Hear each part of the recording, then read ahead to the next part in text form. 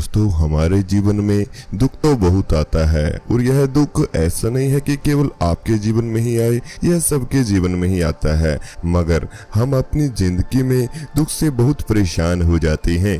तो दोस्तों, आज हम आपके लिए गौतम बुद्ध की एक ऐसी कहानी बताने के लिए आए हैं जो आपके दुखों को दूर कर सकती है और आपको यह बताने का मौका भी देती है कि जब आपके जीवन में ऐसा दुख आए तो आप कैसे इस दुख की घड़ी से बाहर निकल सकते हैं। क्योंकि घर घर में चिंताएं हैं, घर घर में लड़ाई झगड़े हैं और जब आपके घर में कभी सुख का समय आ जाए तो आप अपने आसपास के कुछ नकारात्मक लोगों की वजह से भी दुख की घड़ी में गुजरते रहते हैं। जब आपको हर तरह से ताना मिलने लगे तो आपको यह कहानी सुननी चाहिए। चलो शुरू करते हैं।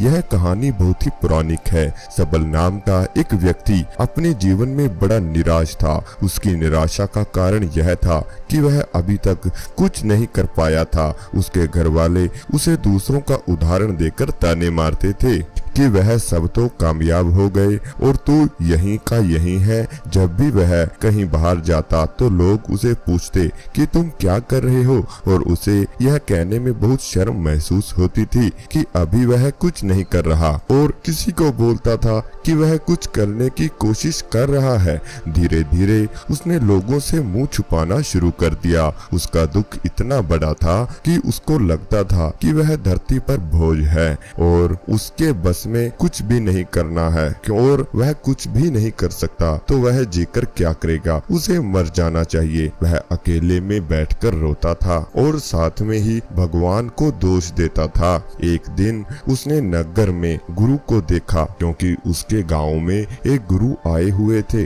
जो दुख के ऊपर अपना प्रवचन दे रहे थे। गुरु ने कहा, दुख एक गुरु की तरह ही होता है जो आपको जीवन के बारे में समझाता है और बताता है। यह आपको सही से जीने का तरीका देता है। आप चाहें तो दुखों रूपी गुरु से जीवन जीने की सीख सकते हैं या दुखों में डूबकर बैठकर केवल रो ही सकते हैं। जब वह गुरु अपने प्रवचन दे रहे थे तो सबल भी यह बातें सुन रहा था। उसने गुरु से कहा, दुख कुछ सिखाकर नहीं जाता बल्कि पीड़ा देकर जाता है। दुख की पीड़ा अनंत होती है। ऐसा लगता है कि इसके बाद जीवन में कुछ मिलने वाला ही नहीं है, कुछ नहीं होने वाला। मृत्यु भी उसके सामने कम लगती है। गुरु ने कहा, अरे सबल, तुम्हें क्या दुख है? तो फिर सबल ने अपनी सारी परेशानियां उस गुरु को बताई और कहा, क्या मेरे दुखों का आपके पास कोई समाधान है? गुरु मुस्कुराए और गुरु ने कहा, जब तुम्हारे जीवन में असली दुख आए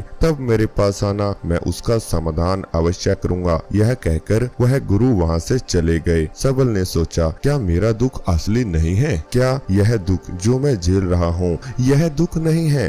तो कोई मेरे दर्द को समझ ही नहीं सकता क्योंकि कोई भी मेरे दिल का समझ नहीं पा रहा है कि मेरा दिल क्या चाहता है। मेरे दुखों को कोई भी नहीं जान रहा है क्योंकि न तो घर वाले समझते तो गुरु क्या समझेंगे। अपने दुखों से परेशान होकर सबल ने एक निर्णय लिया कि वह कुछ करके दिखाएगा। उसने एक छोटा सा व्यापार आरंभ किया। उसकी शुरुआत की। उसे उसके परिवार में सफलता नहीं मिल रही थी। वह अपने परिवार में अकेला ही एक असफल व्यक्ति था। तो जब उसने व्यापार शुरू किया तो उसमें भी उसको सफलता नहीं मिली, पर उसके घर वाले बहुत खुश थे कि वह कुछ प्रयास तो कर रहा है, वह अपने व्यापार के बारे में सोच तो रहा है, वह मेहनत तो कर रहा है। धीरे धीरे उसे सफलता मिलने लगी और फिर उसने रफ्तार पकड़ ली और एक समय वह भी आया कि 2 वर्ष के भीतर वह एक बहुत बड़ा व्यापारी बन गया। अब सबल के आसपास काफी लोग थे जो उसे पसंद करते थे, जो उसकी चिंता करते थे, जो उसके कार्यों की सराहना करते थे, प्रशंसा करते थे। उसके माता पिता भी अपने बेटे की प्रशंसा करते करते नहीं थकते थे। उसके मित्र की संख्या दिन ब दिन बढ़ती ही जा रही थी और सबल भी इन बातों को देखकर बड़ा ही खुश रहने लगा। एक दिन जब वह वह अपनी जिंदगी में कुछ बड़ा बन गया तो अपनी जिंदगी में उसके पड़ोस के कुछ मित्रों को समझ आया कि जब सबल एक बड़ा व्यापारी बनकर इतना सुखी रह सकता है तो सोचो अगर तुम इस नगर के, इस राज्य के सबसे बड़े व्यापारी हो जाओ तो कितना सुख होगा। तुम्हारे पास कितने लोग तुमसे जुड़ेंगे, कितना यश तुम्हारे आसपास फैला रहेगा। सभी राजा भी तुम्हारी तारीफ करेंगे और जरूरत पड़ने पर तुम भी धन से धन बनाना शुरू करोगे।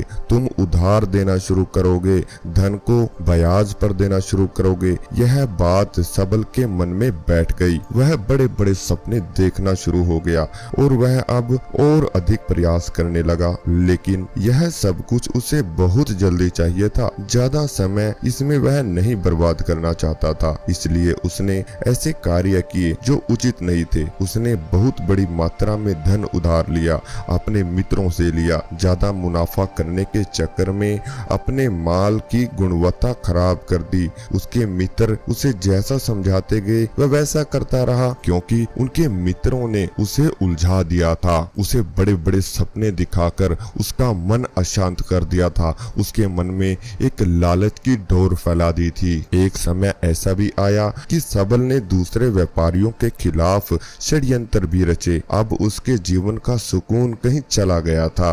उसे रातों को नींद नहीं आती थी। वह हमेशा उधेड़ बुन में ही लगा रहता था। सुख साधन की सारी वस्तुएं होने के बाद भी उसे किसी में सुख नहीं मिल रहा था। एक दिन सबल अपने रथ में बैठकर एक मार्ग से जा रहा था। रास्ते में उसने गुरु का आश्रम देखा। जो गुरु उसे पहले मिले थे वह गुरु के पास पहुंचा और कहा, गुरुदेव आपने कहा था कि असली दुख हो तब मेरे पास आना। मेरे जीवन में अब बहुत दुख है, मैं रातों को सो नहीं पाता। सबल गुरु को अपनी सारी बातें बताता है। गुरु ने जब कहा कि जब तुम पहली बार मिले थे तब भी तुम किसी न किसी दुख से गूंज रहे थे। उस दुख से तुमने क्या सीखा? सबल ने कहा, मैंने सीखा कि केवल सोचने मात्र से कुछ भी नहीं होता और अपनी सोच को साकार करने के लिए कर्म करना पड़ता है, और केवल कर्म करने से ही कुछ नहीं होता। कर्म को अंतिम पड़ाव तक ले जाना आवश्यक होता है। चाहे रास्ते में कितनी भी बाधाएं आए, कितनी भी निराशा आए, चाहे ऐसा क्यों न हो कि हमें लगे कि अब कुछ नहीं होगा, तब भी यह मानकर कि जो कार्य मैं कर रहा हूँ मैं इसमें सफल होकर ही रहूंगा। कर्म करना चाहिए। लोग केवल सफल व्यक्ति को ही महत्व देते हैं, बाकी सब चाहे कोई कितना भी अच्छा क्यों ना हो इस दुनिया के लिए वह बोझ ही कहलाते हैं। गुरु मुस्कुराए और गुरु ने कहा, जब तुम्हारी जीवन में असली दुख आए तो फिर मेरे पास आना, मैं उसका समाधान अवश्य करूंगा। सबल ने गुरु को एक घड़ा भेंट किया जो सोने का था और उसके अंदर भी सोने के सिक्के भरे हुए थे। घड़े को देखकर गुरु ने कहा, इस घड़े को वहाँ उस पेड़ के नीचे गड्ढा खोदकर दबा दो। यहाँ मेरे किसी काम का भी नहीं है, न ही मुझे इसकी आवश्यकता पड़ने वाली है। मेरे जीवन में सोने के सिक्के व घड़ों का कोई भी महत्व नहीं है। सबल ने ऐसा ही किया और वहाँ से चला गया। धीरे धीरे सबल को व्यापार में घाटा होने लगा। उसकी धन संपदा धीरे धीरे घटने लगी और एक ऐसा समय आया जब उसके ऊपर बहुत ही ज्यादा कर्ज होना शुरू हो गया। वह निश्चित हो गया, वह सोच में आ गया, क्योंकि उस कर का कर्जा उसके मित्रों द्वारा से ही उसे दिया गया था। उसने पहले अपने मित्रों से कर्ज लिया था। वह सोचता था कि उसके मित्र उसके बुरे समय में उसका साथ देंगे, पर ऐसा कुछ नहीं हुआ और कर्ज मांगने पर उसके मित्रों ने भी उसे साफ मना कर दिया। सबसे पहले मित्रों ने ही अपना उधार धन उसे मांगना शुरू कर दिया था। जैसे जैसे सबल पर कर्ज बढ़ा वैसे वैसे लोगों ने भी जो सबल को उधार दिया था वह मांगना शुरू कर दिया, और अगर सबल न देने की बात करता तो उसे जान से मारने की धमकी भी देना शुरू कर दिया। उसे बहुत हैरानी हो रही थी कि उसके साथ ऐसा अचानक कैसे हो गया। उसके शुभ चिंतक, उसको चाहने वाले सब उससे दूर हो गए। उसके पिता उसे काफी गलतियों को गिनवाने लग गए। उसकी सारी संपत्ति नीलाम हो गई, उसके पास कुछ नहीं बचा। उसने अपने माता पिता से सहायता मांगी। पिता ने कहा, मेरे पास यह थोड़ी सी ही संपत्ति है, अगर मैं तुम्हें यह दे दूं तो मैं तुम्हारी माँ को क्या कहूँगा और तुम्हारी माँ को कहाँ पे रखूंगा, उसे खाने के लिए क्या दूंगा। उसके पिता ने कहा, था, क्योंकि यही हमारी आखिरी सहारे की संपत्ति है। उसके जीवन में बहुत गहरे दुख था। उसके आसपास कोई भी ऐसा नहीं था जो उसे सबल संभाल सके। लोगों से मिले इस धोखे की वजह से वह टूट गया। लगता था कि जीवन का कोई मतलब ही नहीं है, मृत्यु हुई एक सहारा है। वह मरने के लिए एक नदी की तरफ जा रहा था।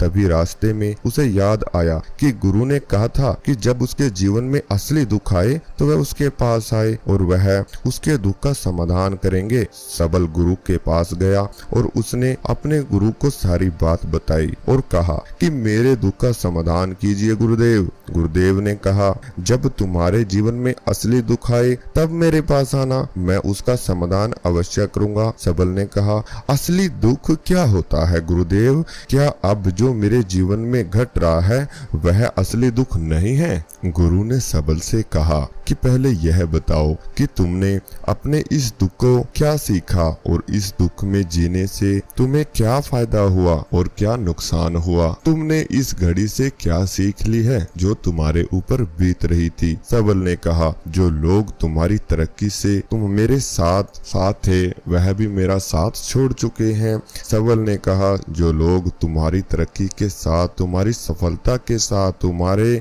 साथ आए हैं वह तुम्हें धोखा देंगे, क्योंकि तुम्हारे बुरे समय में वह तुम्हारा साथ नहीं दे रहे होंगे बल्कि तुम्हारा फायदा उठाएंगे। भरोसा केवल उन्हीं लोगों पर करना चाहिए जो तुम्हारे बुरे समय में, असफलता के समय में तुम्हारा साथ खड़े रहें। सबल ने कहा, और ऐसा बहुत कम ही लोग इस जगत में देखने के लिए मिलेंगे और जिन्हें मिलते हैं उन्हें हमेशा उनकी कदर नहीं होगी। और यह आज के समय में सच बात भी है।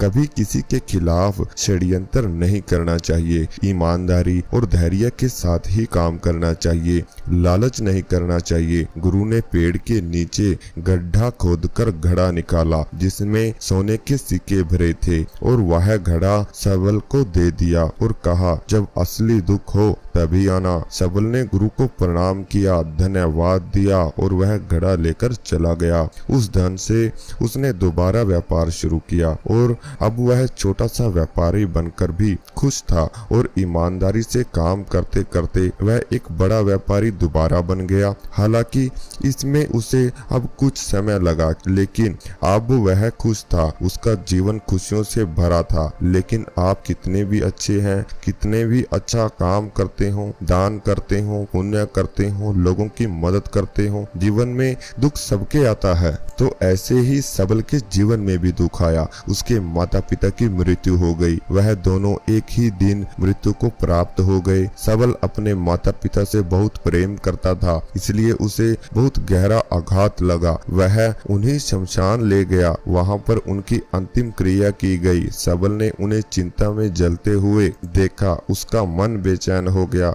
उसके मन में हजारों सवाल खड़े हो गए। वह घर वापस आया। उसने देखा, अपने माता पिता की संपत्ति को देखा जिसके लिए वह हमेशा लड़ता रहता था। आज वह लावारिस पड़ी हुई थी। उसकी देख रेख करने वाले, उसके लिए लड़ने वाले चले गए थे। उसके माता पिता ने जो भी इकट्ठा किया था वह सब यहीं रखा था। एक दिन पहले तक भी वह अपनी संपत्ति के लिए किसी से भी लड़ने के लिए तैयार थे, पर आज नहीं। उसका मन बहुत बेचैन हो रहा था। लग रहा था जैसे कुछ खाली है, कुछ अकेलापन है, कुछ डर है, कुछ है जो उसे समझ नहीं आ रहा। इसलिए वह गुरु के पास पहुंचा। गुरु ने सबल को देखते ही कहा, क्या कोई दुख है तुम्हें आज? सबल ने कहा, जीवन में वैसे तो कोई दुख नहीं है गुरुदेव, सब ठीक है, सब सुख है, पर आज मेरे माता पिता की मृत्यु हो गई और मेरा मन बहुत दुखी है। गुरु ने कहा, इसमें दुखी होने वाली क्या बात है? एक दिन सबके प्रियजनों को मर जाना है। जीवित तो यहाँ कोई नहीं रहा और ना ही रहेगा। तुम भी एक दिन मर जाओगे। ऐसा हो सकता है कल या आज, कभी भी ऐसा आपके साथ होगा। सबल ने कहा, गुरुदेव आप यह क्या कह रहे हैं? मैं भी मर जाऊंगा?